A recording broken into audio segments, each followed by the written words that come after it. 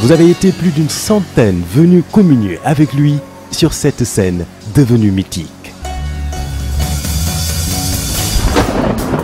C'est le grand mal.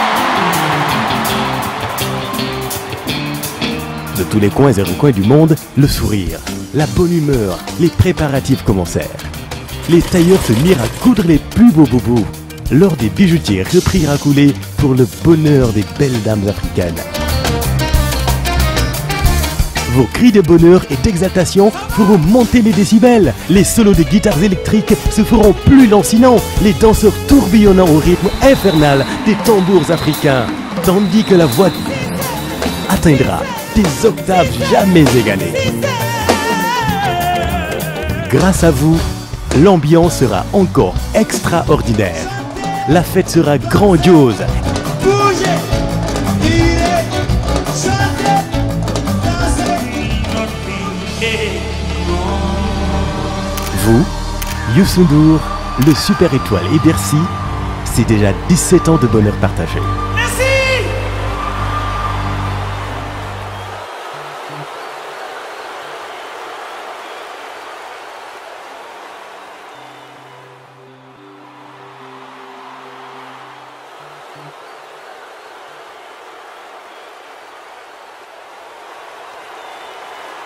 Ça, c'est Youssou N'Dour.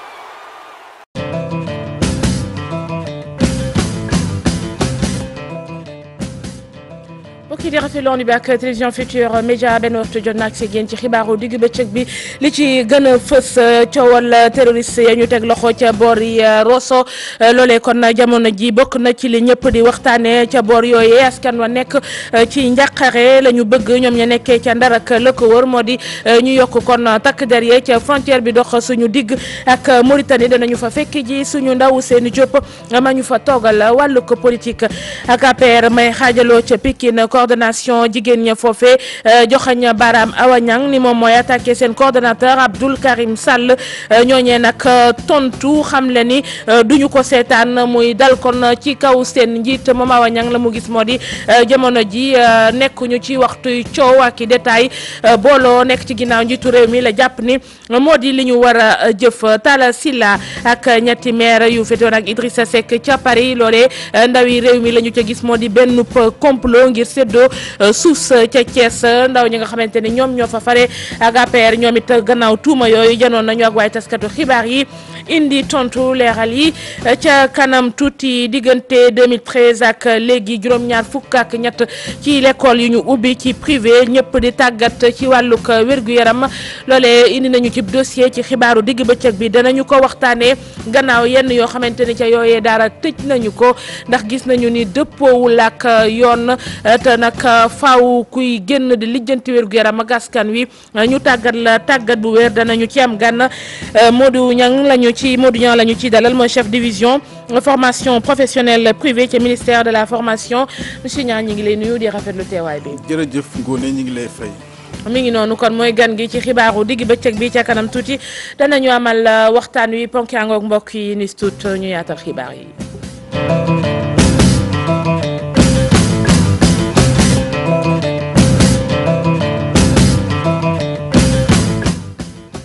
ki dellu nuyu leen rafetluwaat ànd bi ak télévision Futurs Médias laaj wi ak it ci tànge gi gannaaw ñenn ñu ni kon ay terroriste yu ñu teg loxo fële ca boori Rosso ak it menace bi ñuy wax ci kaw Ndakaaru jamono ji bari na ñu koy waxtaanee ca nag boori frontière bi dox suñu digg ak Mauritanie mën nañ ne sax foofee gaañi moom xaw nañu ca ànd ak ko tiitaange ba tax la ñu bëgg rek moo di takk der yi ñu gën koo yokku ca boor yooyee ba mën leen a aar ci ni mu waree musal leen ci pexe yi gaañooñee Ousseynou Diop Habib Seck ñooñu fa toogal la. ay fan a ngi ni le taskatu xibaar yi ci seeni ay journaux ñu ciy xamle ni am na ay terroristes yoo xamante ni jàpp na leen ñu nekk ci diwaanu Dakar wala bokk ca Rosso fii ci frontière bi doomu Rosso yi yëkkati seen i kaddu xamle ni ba ñu déggee mbir yi ba léegi seen i xel dalatul tax sax ñuy ñaan ñu gën a taxaw ci seen i kaaraange. c'est pas la première fois aussi am na aussi beneen cas bu ñu fi mësoon a jël ñu ni woon terroriste la ñu yóbbu ko donc ba léegi mi ngi si loxo yoon. contrôle bi moo des d'une part aussi contrôle bi aussi dañuy ñaan état bi également contrôle bi gën a sévère. Rosso moo doon ñaareelu affluence ginnaaw Léopold Sédar Senghor ña fay jaar cay nit bés bu ne day bare lool ngir nag dem beeg dikk bi ñu gën ko contrôler rawatina ci wàllu dex gi ñi yewoo ci douane bile ñu ngi ciy talal loxo nguur gi. La population du nekk mukk à l'aise parce que frontière la il y a toujours une fluidité bi nga xamante ni am na ci ñaari réew yi donc loolu moom moo tax vraiment ñun actuellement nii nelawtuñu ban yandoor. am na un va-et-vient ba nga xam ne bii dafa laaj ñu contrôler ko waaw donc loolu daal moo si xaw doy waar daal waaw loolu moo raglu waaw su état bi mënee dimbale daal renforcer les brigades de gendarmerie alors dana gën baax daal. ñoom nag nee nañu naam nguur gi mi ngi def ay jéego waaye kàddu yi nga xamante ni ñu ngi koy dégg jamono jile ñu koy rumandaat jëmale ko ci wàllu terroriste tax na ñu ngay ñaan ñu gën a renforcer lii di sécurité bi. contrôle bi na gën a sévère nañu contrôler nit ñi bu baax a baax parce que terroriste dafa nekk phénomène mondial donc le Sénégal n'est pas épargné. nit ñaa ngi jàll à tout moment à toute heure loolu wóorul daal waaw wóorul donc état bi war na mën jël ay précautions ba daal en tout cas. mbir du yàlla du jaaree fii daal. ay fan a ngi ni le ci Sénégal ñu fi rumandaat mbirum terroriste mu doon loo xamante ni ci dëkk yu bare nag lëmbe na ko ci diwaanu Rosso moom askan wi nii seen xel dalatul ndaxte la ñuy dégg moo ub seeni nopp. Seyni Diop moo ñu toogal ca Ndar APR moom xaajaloo fële ca diwaanu Pikine coordination bu fa ëmb jigéen ña ca Mbaaw ñoom ñooy laaj lan moo waral kii di Awa Niang di attaqué seen coordonnateur Abdoul Karim Sall ba tax bëggatuñu koo teg bët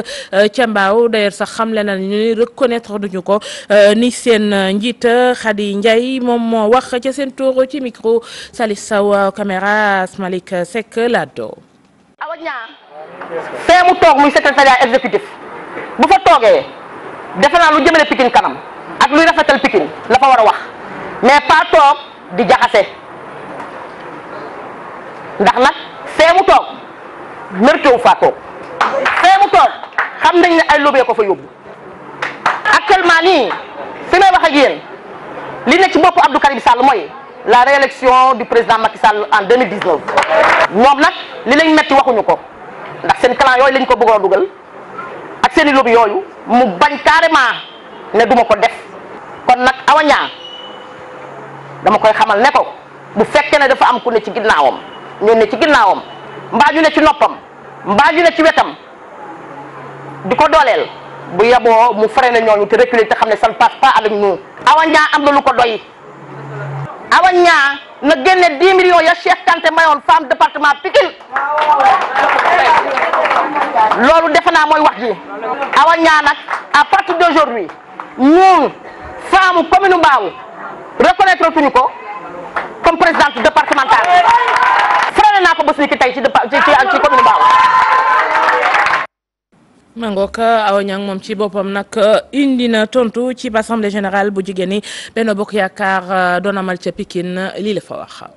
Je ne suis pas la trésorière du département fonds yooyu ñuy wax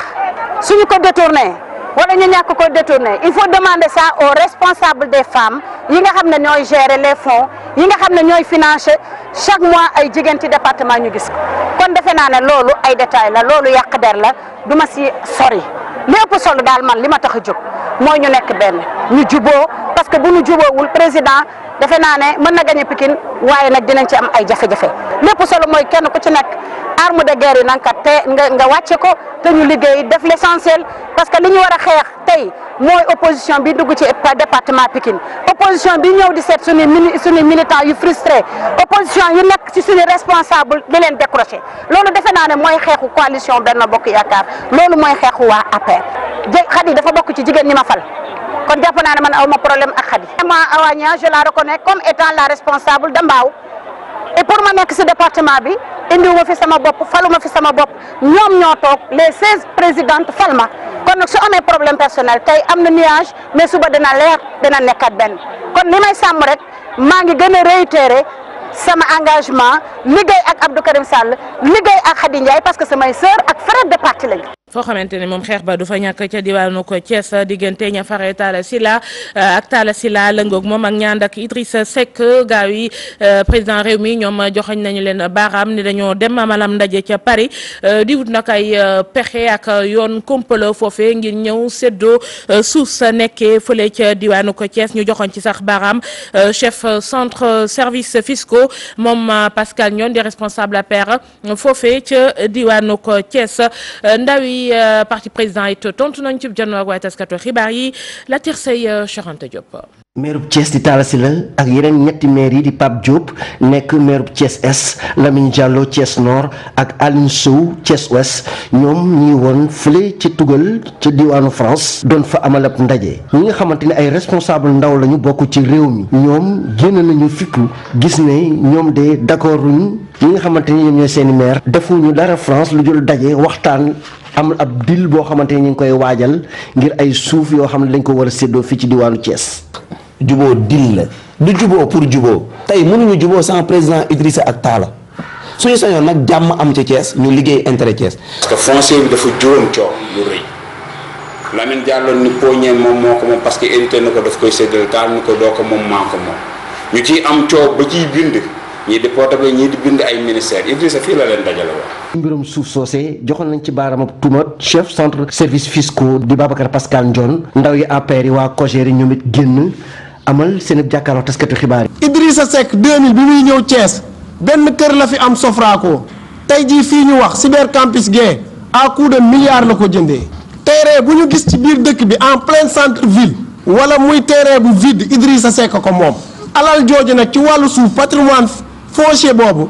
ñoom ñu ngi delloo ndawi réew mi parti réew mi question bi ñu posé ñu laajal ñu seen mentor fan la jëlee suuf su bari soosu. jamono yi nag waa Thiès ak ñu bokk ci société civile ñu ngi génn taxaw di sàkku ci nguur gi ñu def ci ay enquête ba lépp tegu ci yoon ndaxte jamono yi de lu jëm ci wàllu suuf lëmbe na bu baax diwaanu Thiès. ma nga ko ñu dandu si ba boori Rufisque foofee conseillers municipaux yi ñoom ña ngay taxaw ñu leen di tàggataat ci wàllu ko décentralisation lël la ci diirub ñetti fan kon lañu ko amal ngir ñu gën a mën a xam naka la ñuy taxawee seen gox yeeg goxaan yi Ousseynou Thiam Bira Diagne lañu fay fekk ji. ci àpp ñetti fan ñii di conseil municipaux yu diwaanu Tëngéej nag amatu leen fële ci sal yi ngir nag saytu lii di tolluwaayu décentralisation ci Sénégal jëm ci wàllu lii di cadre institutionnel waaye tamit rôle ak responsabilité acteurs yi nga xam ne nii ñoom ñoo ko seq mu doon nag ay pexe ngir gën a dëgëral lii di taxawaayu lii di élus locaux yi. ci texte yoo xam ne dañ koy jéem a lijjanti pour jéem ko comprendre fexe ba yëpp bokk ci benn gis-gis souvent lay jafe. donc boo expliqué kii ne du noonu noonu la et boo xoolee ci texte bi bu baax ci biir yi nga xam ne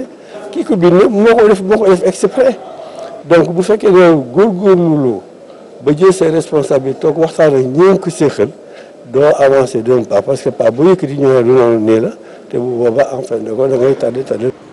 mu doon nag occasion ci conférencier bi dellu si ci li nga xam ne lii moom mu jëm ci acte 3 de la décentralisation ci wàllu avantage ak lii di faiblesse yi. lu décentralisation nag am na jafe-jafe lool am na lu baax si acte 3 bi mais am na aussi tamit ay rëq-rëq yooyu tey dafa indi si texte yi ni ñu ko bindee si transfert de compétences yi da ngay retrouver des fois ay compétences yoo xam ne pratiquement ñaari niveau de ordre de collectivité ñoo koy exercer ndoo te amul benn texte réglementaire bu wax ku si nekk lan nga fan nga war a yem loolu nekk ay jafe-jafe. décret bi régir le régime financier gestion collectivité locale depuis 1966 la dal donc loolu nekk ay jafe-jafe kon donc texte yi am na jafe-jafe.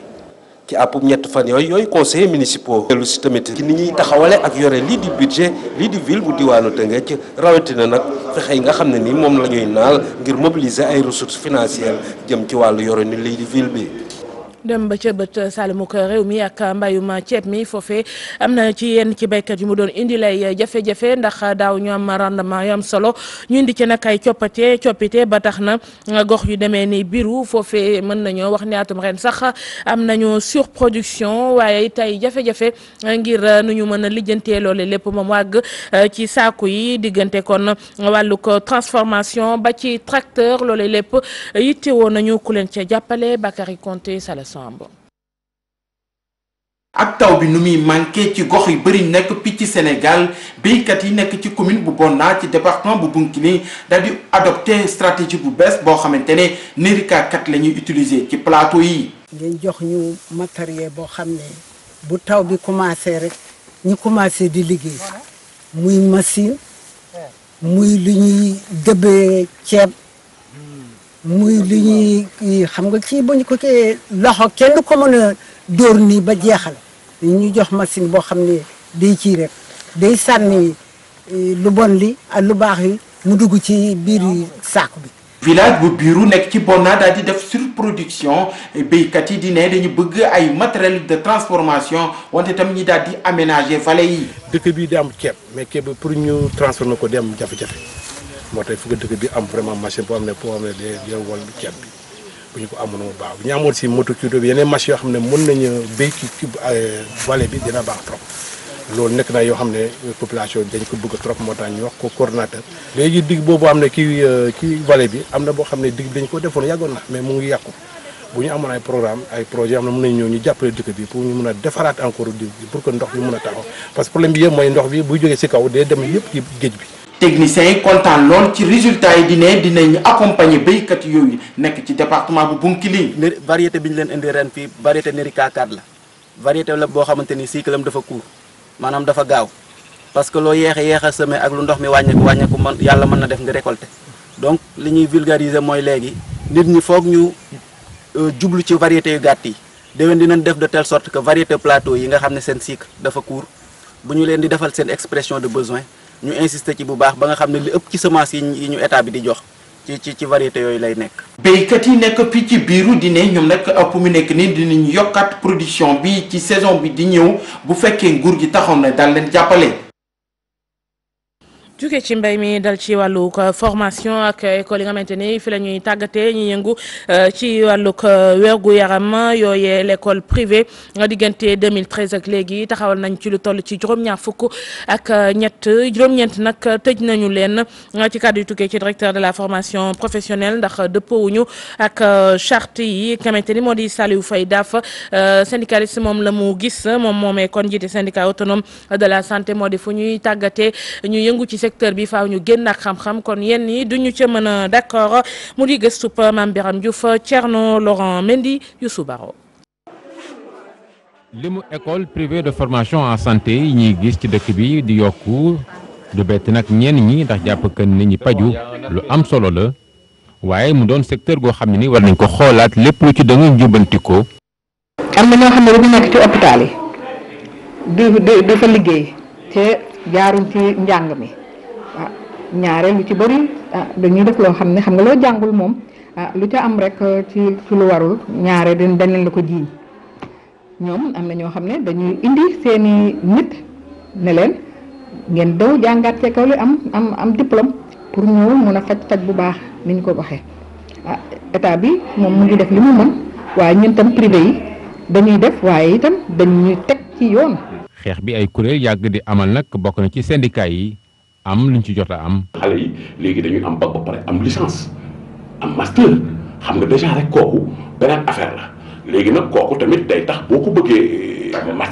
tàggat il faut nga koy tàggat aussi ñu former ko moom tamit mu wut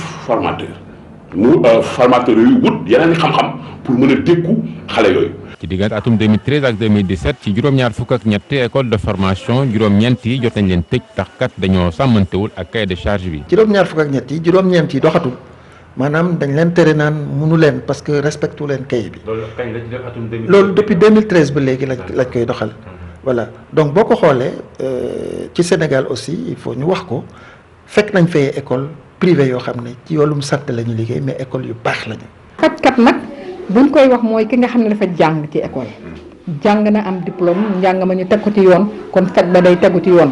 loolu bu amoon te li ñuy jàng ñu di ko def ci hôpital yi lu bëri ci coow yi dootul am. formation bi kay dafa xaw a métti mais formation bu baax la bu la yàlla jàppalee ba nga génn si xam naa ni moom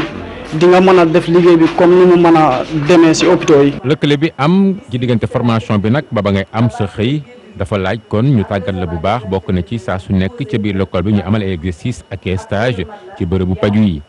On est d'accord. Donc maintenant avant de pouvoir va faire la réflexion, c'est-à-dire sur la longueur de la classe. Après avoir classé, c'est-à-dire la laisse en corps et la laisse en tissu. waaw li ñu doon def léegi mooy réflexion di li occupé mooy malade lii boo xam ne dafa am malade bu fi nekk malade boo xam ne mënta jóg nu ñuy def ba defaral ko fi muy tëdd ba mu set te duñ ko traumatiser.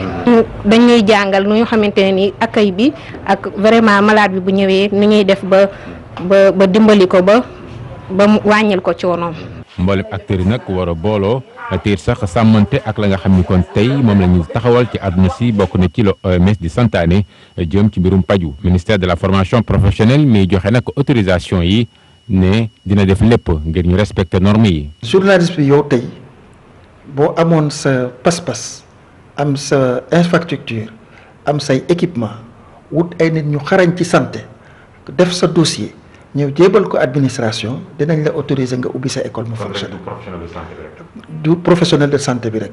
école bi aussi am na équipement jumtuwaay yi nekk si biir am na ñi koy jàngalee ndax ñu xarañ lañu wala xarañuñu loolu yëpp dañ koy sentu dañ koy xool ci dossier bi. Et aller vers un conseil interministériel pour pouvoir réfléchir sur tout ça pour que chacun d'entre eux puisse comprendre ou savoir ou bien poser sur la table ce qui lui revient comme devoir. Sénégal nag ñàkkul ay borom xam-xam lépp nag kon lii di paju ñu mën kaa jox askan wi ci ni mu waree privé bi sax ñëw di jàppale état bi ci politique muy amal di dugal kon xaalis ñu taxawal ay école de formation waaye doon ay école yoo xam ne nii war nañ di leen di saytu bu baax a baax. dossier gëstu bu Mame Birame Diouf ñu koy gërëm bu baax wëlbatiku suñu gan wax nañ leen ko ci ndorteelu xibaar yi Modou Niang chef division formation professionnelle privée ci ministère formation professionnelle monsieur Niang ma dellu nuyu la. jërëjëf Ngoné ñu ngi lay fay. mangook ñu rafetluwaat teewaay bi gannaaw dossier bi laaj wu njëkk yi ñu bëgg nga dellu si ci moo di tey jii lan moo war ki nga xamante ni moom moo bëgg a ubbi école de santé. jërëjëf Ngoné foofu damay leeral rek ni jàngale santé mbiru jàngale ci boppam yooyu yëpp ay services encadrés c'est des services publics encadrés par l'État ay mission régalienne la État moo am droit jàngal ndaw ñi.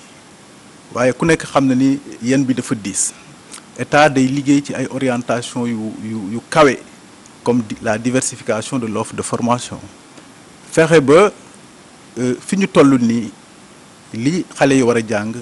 ci ay xarala ak ci ay formation ñu jàng ko l'élargissement de l'accès à la formation fekk sénégalais bi nga xam ne fu mu mën a nekk ci Sénégal fexe ba gis école de formation wala fexe ba gis formation donc je crois que loolu bu ko état di liggéey dispositif yi du dispositif public kese moo fi ne école publique yi ñi ngi fi di bay seen wàll mais privé aussi constaté nañu que il se substitue à l'État vraiment pour porter à côté de l'État ses missions de service public donc côté boobu ñun ñi nga xam ne ñoo représenté ministère dañu leen di accompagner di leen encourager mais tout en veillant au respect de la réglementation. mais est-ce que bariwul lim bi Modou parce que 73 écoles 2013 ak léegi lim bi tam ci formé rek waa santé bariwul trop sa xalaat. waaw mënu ma wax bari na wala bariwul mais li ma mën a wax rek mooy actuellement dañu toll ci situation boo xam ne Sénégal war na mën a disposer vraiment de ressources humaines compétentes dans le domaine de la santé. Et si on comptait quelles sont les structures publiques aujourd'hui yi nga xam ne ñoom ñooy offrir ces formations à la santé moo tax aussi il faut que ñu rafetlu le dispositif privé qui est là pour yi nga xam ne ñu ngi fii di jox compétences professionnelles en santé aux jeunes sénégalais maintenant mën nañu waxtaan sur les dispositions réglementaires yi nga xam ne ñooy tax école bii di tëj wala di ubbi foofu aussi ni ko charte yi waxee il y a le décret 2005-29 bi nga xam ne moom moo régir l'ouverture et le fonctionnement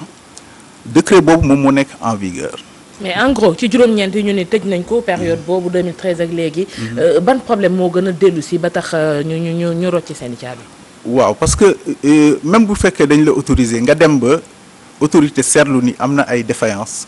comme quoi exactement. waaw parce que bu fekkee dañ lay autoriser dafa am des normes am des standards. Parmi les normes la qualité des formateurs loolu dafa am solo ci fonctionnement structure privée autorité mën na constater que y a une défaillance sur la qualité vraiment de la formation mu interpeller le chef d'établissement. Aussi du point de vue des équipements, parce que école de santé dafa nécessiter des équipements vraiment standards. Loolu aussi bu ko école privée amul mënta fonctionner. Mais ma lay xamal ni établissement santé dafa bokk ci établissement yi nga xam ne balaa leen ministère formation professionnelle di autoriser day laaj avis technique du ministère de la santé. Parce que ñun formation professionnelle amuñu ay techniciens en santé. Donc on se réfère à la tutelle technique et à l'avis de la tutelle technique. ci wàllu woowu ñooñu ngeen tëj ndax xëy na qualité formateur yi est-ce que loolu lu ngeen waroon régler avant ci ubbite bi ngeen xool ak ñoom ñan ñoo fay jàngaleeg yooyu balaa que xale yi di ñëw di dugg ak di fay seen xaalis di tàmbali dem ba ci digg bi ñu naan leen dañ koy tëj parce que qualité bi nekku ci est-ce que ce sont pas des choses yoo xam ne au préalable lañ ko war a waaw régler. même bu ñu nee dañoo tëj école privée kenn du tëj école privée en milieu d'année. Généralement c'est des fermetures qui se font à la fin de l'année. Le contrat il est clair. Mën nañ la jox une autorisation provisoire nga dem mais autorité dafa am aussi par exemple boo jëlee ministère formation professionnelle ministère de la santé il y a des corps dédiés des corps de contrôle bu ñu demee ba rapport bi feeñal ni école bi il y a des insuffisances l'autorité prend ses responsabilités te école de santé comme ni ma la ko waxee dafa sensible. léegi ñi fay jot a jàng période boobu même si c'est pas en milieu d'année comme tu dis même boo fa defee benn année ñaari année on te dit que ni fii formation bi baaxul quand même est-ce que amul lu muy wàññi ci yow mi nga xamante ni da nga war a dem dugg ci kër docteur tàggat bi ñu la tàggat déjà ñu jàpp ni am na ay failles foofu. waaw loolu man dama jàpp ni waruñu ko jël def ko problème bu rëy par rapport à la qualité de la formation aussi qui se fait sur place. boobu benn aspect la te c'est des aspects yoo xam ne exception la dina am mais toujours c'est des situations qui se gèrent mais li am solo aussi mooy structures privées yi nga xam ne tey ñi ngi joxe une très bonne offre de formation je crois que aussi côté boobu war nañ fi mën def un focus c'est quelque chose de très intéressant et que là on voit nettement que ces structures-là sont en train de participer vraiment au renforcement du capital humain. et loolu yëpp naka ngeen koy contrôler yéen au niveau du ministère. waaw dispositif de contrôle bi y a des contrôles de contrôle y a des corps de contrôle par exemple su fekkee da nga ñëw déposer dossier y a une inspection sur pièce bu dossier bi baaxee dañu lay jox autorisation provisoire mais santé. même bu dossier baaxee dañuy ñëw sur place xool ba xam équipement yi ak lépp ngi fi si tout est bien ñu jël dossier bi jébal ko le ministère de la santé ak ay fonctionnaires am ñoom ñooy def un rapport technique wax ñu autoriser leen bu ñu nee autoriser leen ñu autoriser bu ñu nee négandiku leen ñu négandiku ñu wax aussi que le maire, le procureur, le préfet dañu am droit également sur le fonctionnement des structures là. À tout moment, ils peuvent s'autosaisir, fermer un établissement. Su fekkee dañoo gis ni établissement bi il rame à contre-courant des intérêts de la population et des intérêts de l'État. mi ngi noonu nga ni am nañu sañ-sañ mais bu fekkee ni ku demee ni Salif Faye yaa ngi koy gis ci biir reportage bi jàpp ni dañu war a dem ci conseil interministériel est-ce que jàppul ni xëy na li ngay banaliser en quelque sorte dafa am jafe-jafe parce que bu demee ba ñu teg ci conseil ministériel ça veut dire qu'il y a problème quand même. waaw les cadres de discussion sont toujours les bienvenus hein. Je crois que on ne banalise rien. Nous sommes des fonctionnaires. Nous accompagnons. waaw ñun ñu ngi ci dynamique accompagnement mais aussi ñu ngi veiller au respect de la réglementation. Maintenant les cadres de discussion je crois que c'est toujours la bienvenue te dina gën a tax que les populations que les fonctionnaires que les techniciens vraiment di prononcer wu sur l'amélioration de la qualité vraiment des prestations dans ces établissements. ci formateurs yi tey jii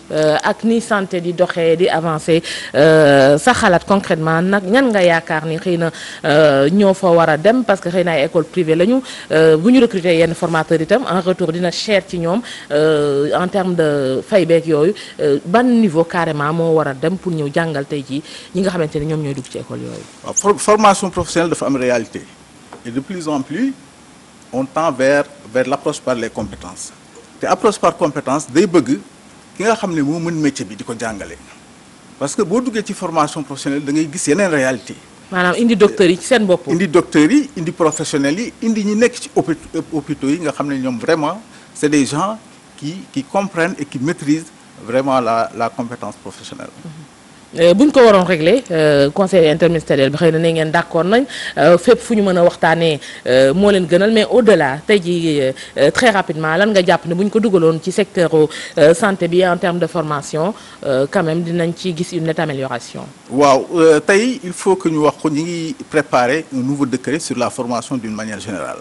Parce que boo xoolee les décrets qui gouvernent aujourd'hui le secteur de la formation professionnelle privée c'est des décrets anciens. Mais malgré ça nous réajustons par rapport aux réalités du moment te tamit fi mu nekk nii ministère bi mi ngi liggéey ci un décret ak tous les parties prenantes tous les ministères sectoriels. lu ci bees mooy contrôle bi gën a gaaw ñiy contrôler également nekk des agents vraiment yoo xam ne ci ay ministères yu bari la ñuy jógee parce que ministère de la santé rek bu demee def contrôle am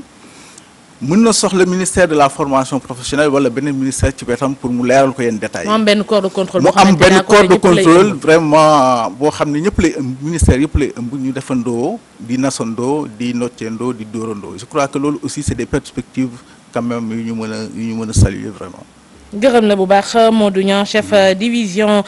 formation professionnelle privée ca ministère kon de la formation moom lañ doon dalal di rafetlu sa teewaay ci xibaaru diggu bëccëg bi. jërëjëf Ngoné ñu ngi lay sant bu baax a baax. merci d'être passé wéy ci wàllug xibaar yooyu kon ak lu jëm ci wàllug tàggat yaram ak régate fële ca diwaanug Ndar ñu bari kon teewee ko mu nekkoon moment yam solo Ousseynou Diop lañu fay fekki ji.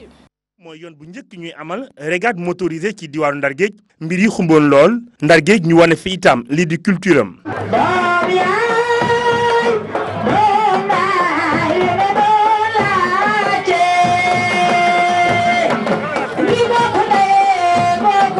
ci beneen fànn bi fanfare bi ñoo doon wane seeni mënin.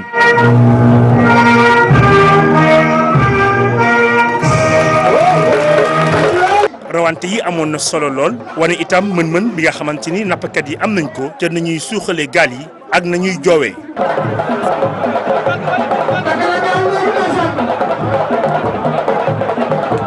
fii nag li nga xamante ni moo ci gënoon a am solo mooy rawante gaal yi nga xamante ni dañu yore ay moteur mu doon innovation ren jile fii ci diwaanu Ndar Géej nag rawante gaal mi ngi doon suux waaye nag ay doomu Gendar ñoo jóg ngir bëgg delloo ko fa mu nekkoon loolee nag doon mbégte ci kii di parrain bi. pour rawante gaal mënul dee rawante gaal dañ koy delloo si taxawal ko rawante gaal dañ koy suuxat ndax mooy suñ cosaan foo dem am na cosaan boo demee ci séeréer yi am nañ cosaan ñun ak lébu yi ñoo bokk cosaan muy rawante gaal. ngir rawante gaal ñu delloo ko fa mu nekkoon foog rek doomu Ndar yi jóg gën ci mën a jàpp loolee mooy xalaat bi ñu amal ci rawante gaal bile. parce que xam naa ni rek rawante moo ñuy boole ñoo bokk ndey ñu ak baay ñoo war di ànd ñoo bokk ndey ak baay jeunesse bi dañ ko war a xam. xale yi war nañ leen tàggat ci ñuy ànd ñuy dimbalante ñuy jàppalante pour Ndar mën jëm kanam. bu fekkee ni am na ay at rawante gaal yi daanul egg ren jile nag gis nañu ni doomu Gendar yi sànce ba goxu maaj ak hydrobase dugal nañ ci seen i loxo ba coow xiiroo ak ŋaayoo gisuñu ko ci ndaje bu ni mel. ma nga ko rawante gaal fële ca diwaanug Ndar yéenekaay yi dañuy daal di yër ak Mamadou Mouhamed Ndiaye. ngeen jëf góorgóorlu fexeel ba bul wutal sa bopp ay noon ay kaddu la yu Serigne Mbaye Sy Mansour dénku président Macky Sall kaddu yi moo nekk ci xët mu njëkku laas yéenekaay moom xalifa général di Tidiane di Serigne Mbaye Sy Mansour yéenekaay bi nee nañu démb la wax loolee président Macky Sall ba fa njiitu réew mi demee doon ko jaale ji ginnaaw nelawuk soxna Fatou Sy mi ne woon soxnaas Serigne Mansour Sy borom daara ji Serigne bi ne président Macky Sall réew mi wax ji bari na waaye gis naa ne yaa ngi ci yoon wu baax wi gëmal li nga gëm te bu la ci dara jëlee l'observateur nañu moom xalif général des Tidiane di Serigne Mbaye Sy Mansour dem na ba naan Macky Sall ku am yëg-yëg nga ci saw askan moo tax lu leen dal nga bokk ko ak ñoom moom xalifa bi ak loolee mu dénku président Vox Populi jàppee ko ay conseil yu jibe ca Tiwaawoon Touba ki ñu mere jéppi ko ba songu ko l'observateur nee nañu moo di Abdoul Yaya Kane ministre du développement territorial dafa demoon ca Touba doon fa teewee am ndaje mu jëmoon ci joxe ay matériel ngir setal dëkk ba waajal màggal waaye moom ministre Abdoul Yaya Kane dootu ko gaaw a dooleet ndax kilifa yu bari ca dëkk ba dañu koo mere bégguñu ci aw doxalinam ku ci mel ne maire bu Touba di Abdoul Ahad Ka ak honorable député Sadaga